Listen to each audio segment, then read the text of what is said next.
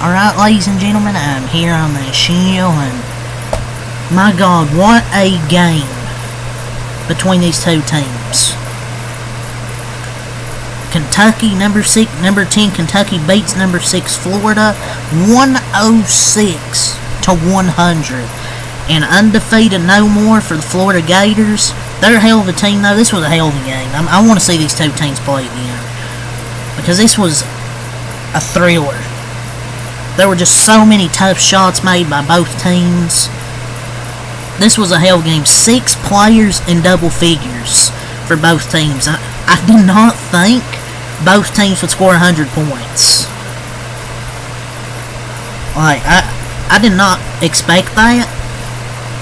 I thought this would be in the 70s, 80s. Both teams scored 100. And Mark Pope's now 3-0 against top 10 teams to begin his coaching career at Kentucky. We have a good coach, ladies and gentlemen. We don't take the air out of the ball with a small lead.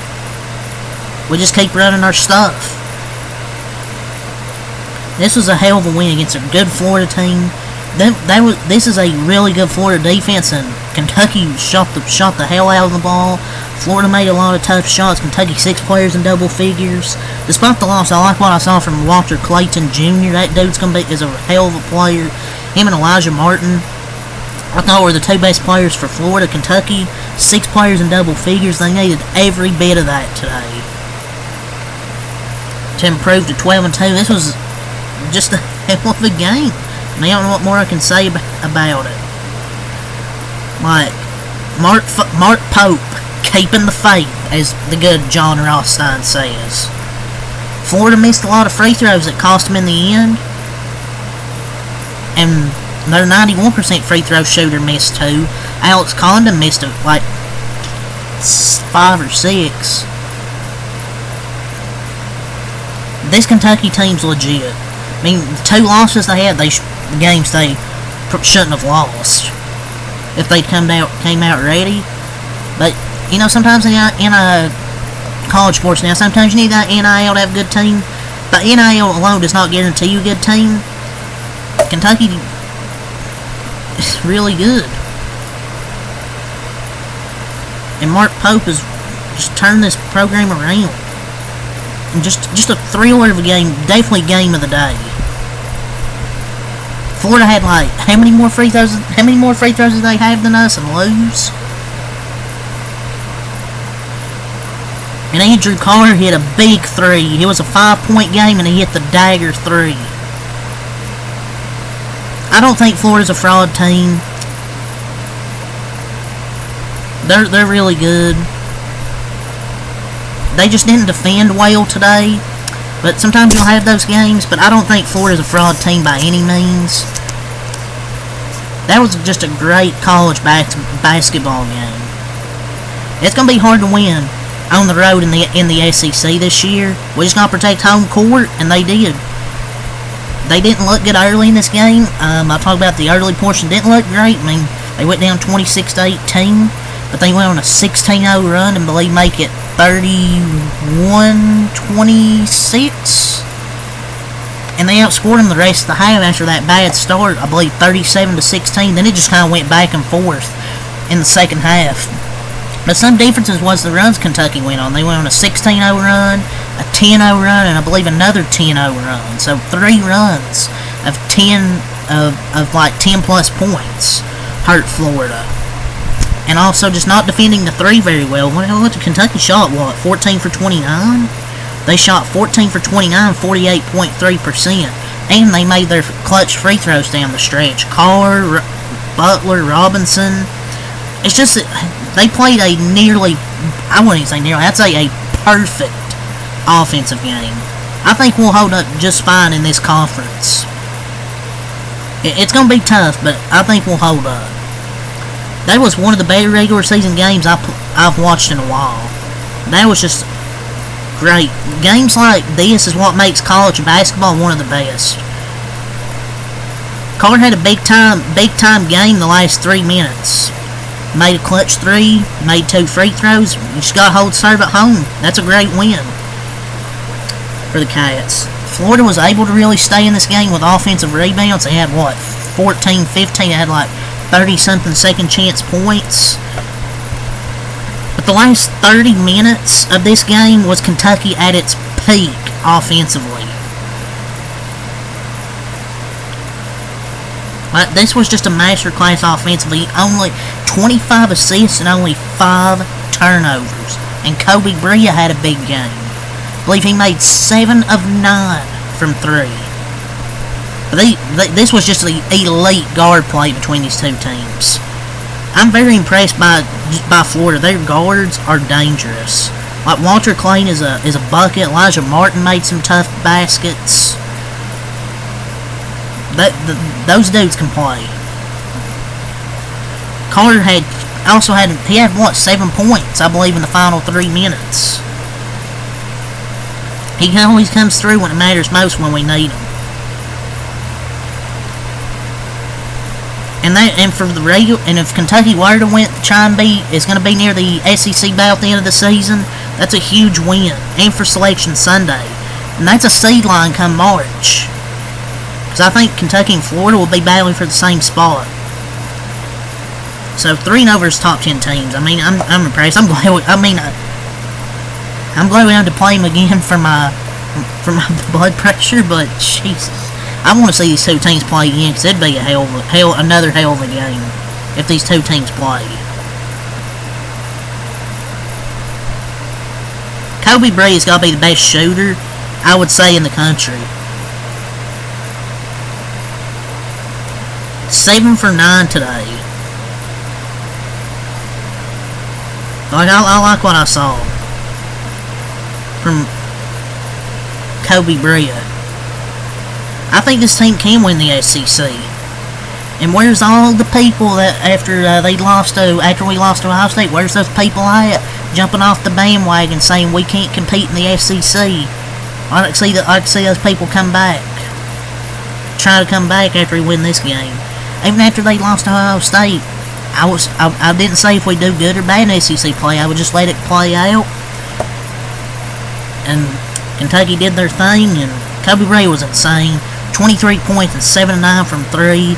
And we've now beaten Duke on a neutral court, Gonzaga in Seattle, basically at Gonzaga, Louisville, who's turning out to be good, and Florida here at home. Like, Mark Pope has put together a really fun group of players.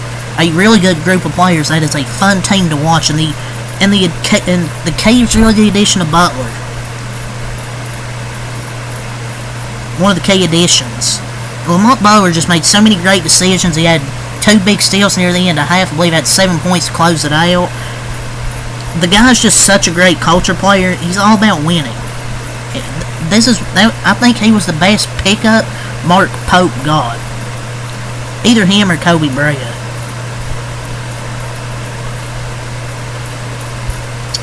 So Kobe Brea was fantastic. But let's go over the stat sheet here.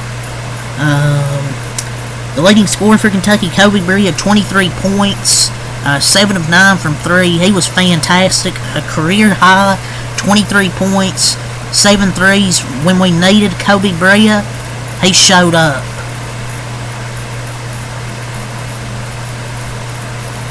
That dude is going to be a hell of an NBA player. Oway, 16 points, 4 rebounds. Man, that dude is so good at attacking the basket. Like, he's so good at just finishing through contact. Amari Williams, 15 points, 5 assists, 8 rebounds. I like what I saw from Amari Williams today.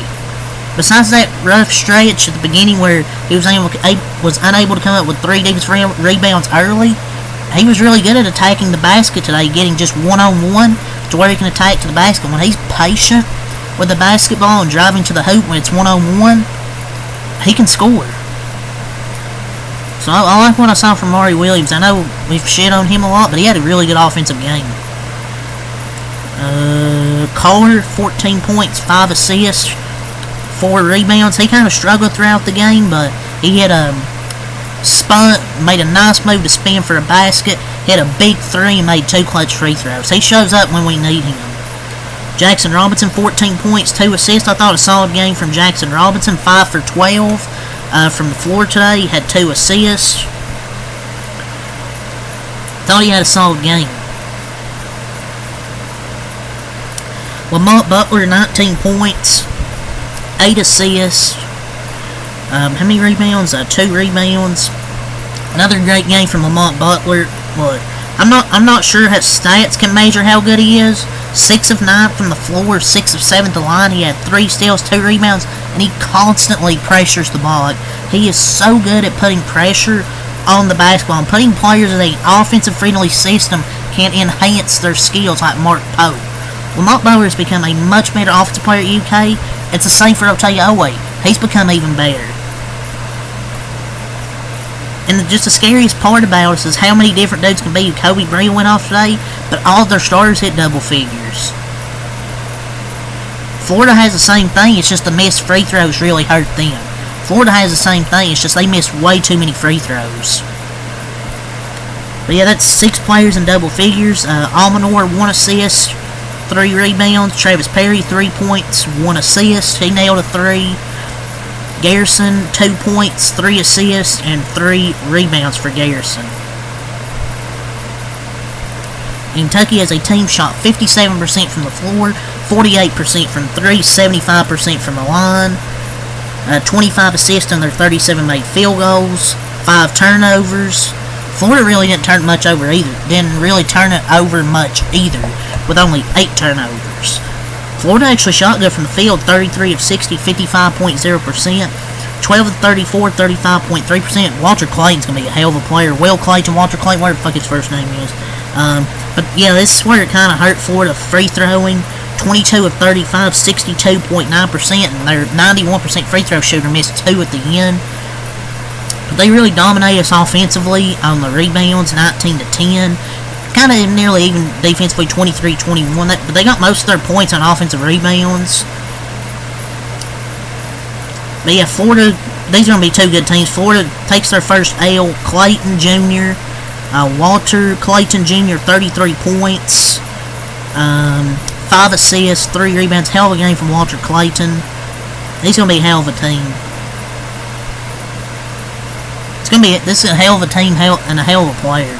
Elijah Martin, 26 points, 5 rebounds, and he had 15 second half points in like the first 8 minutes. He was making a lot of tough shots. And Chinyalu, 10 points, 3 assists, 8 rebounds. He started off really strong. I believe he had like 2 or 3 blocks. He's not an offensive player, but he's a good offensive rebounder and shot blocker. Will Richard, 9 points, 3 assists, or 2 assists, 6 rebounds. Didn't get much from him today besides the offensive rebounds. Thomas Haw, 9 points, 1 rebound. Aberdeen, 4 points, 1 assist, and Sam Alexis, 1 assist. But this was a hell of a game. Good win for Kentucky at home against a really, really good Florida team to get to 12-2. UK outscored them 52-42 in the first half. Florida outscored them 58-54 in the second half. A lot of scoring. There wasn't many stops. This was a combined 206 points. That's what you want, man. A top 10 SEC matchup. Both teams scored 100.